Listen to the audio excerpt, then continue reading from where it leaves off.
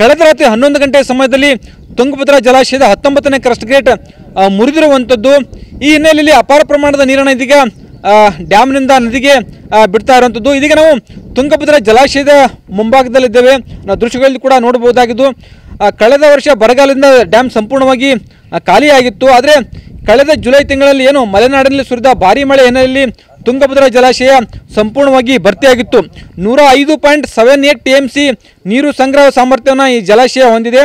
ನಿನ್ನೆ ರಾತ್ರಿಯವರೆಗೆ ಈ ಡ್ಯಾಮ್ನಲ್ಲಿ ಬರೋಬ್ಬರಿ 105 TMC ನೀರನ್ನು ಸಂಗ್ರಹಿಸಲಾಗಿತ್ತು. ಇದೇ 13ರಂದು ಈ ಜಲಾಶಯಕ್ಕೆ CM ಆಗಮಿಸಿ ಬಾಗಿನ ಕೂಡ ಅರ್ಪಿಸಲಿದ್ದರು. ಈ ಹಿನ್ನೆಲೆಯಲ್ಲಿ ಸಂಪೂರ್ಣವಾಗಿ ಜಲಾಶಯವನ್ನು ಭರ್ತಿ ಮಾಡಲಾಗಿತ್ತು. ಆದರೆ ಕಳೆದ ರಾತ್ರಿ 11 ಗಂಟೆಯ ಸಮಯದಲ್ಲಿ ಡ್ಯಾಮಿನ 19ನೇ ಕ್ರಸ್ಟ್ ಗೇಟ್ ಮುರಿದು ಹೋಗಿರುವಂಥದ್ದು.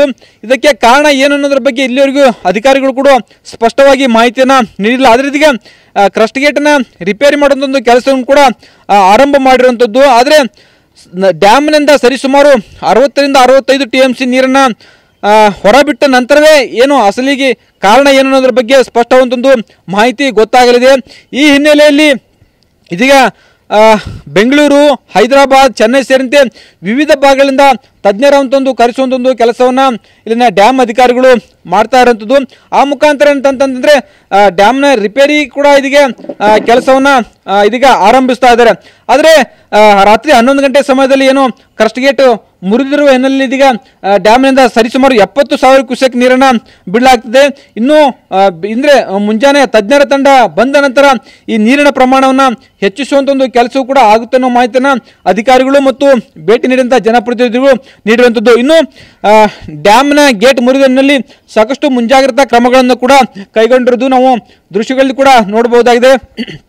ತುಂಗಭದ್ರಾ ಜಲಾಶಯಕ್ಕೆ ಸಂಪರ್ಕ ಕಲ್ಪಿಸುವಂತಹ ಗೇಟನ್ನು ಸಂಪೂರ್ಣವಾಗಿ ಬಂದ್ ಮಾಡಲಾಗಿರುವಂಥದ್ದು. ಯಾವುದೇ ಸಾರ್ವಜನಿಕರಿಗೆ ಸೇರಿದಂತೆ ಯಾರೊಬ್ಬರಿಗೂ ಕೂಡ ಇಲ್ಲಿ ಅವಕಾಶವಿಲ್ಲ. ಕೇವಲ ಸಿಬ್ಬಂದಿಗಳಿಗೆ ಮತ್ತು ಭದ್ರತಾ ಸಿಬ್ಬಂದಿಗಳಿಗೆ ಮಾತ್ರ ಇಲ್ಲಿ ಅವಕಾಶವನ್ನು ನೀಡ್ತಾ ಇರುವಂಥದ್ದು.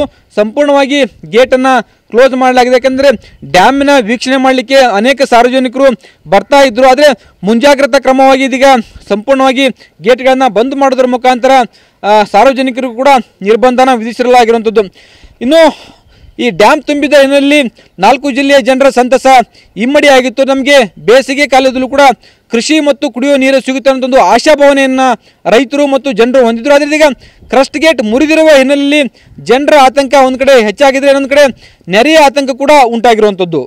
ಕ್ಯಾಮರಾ ಮಾರುತಿ ಜೊತೆ ಸಂಜಯ್, TV9 ಕೊಪ್ಪಳ.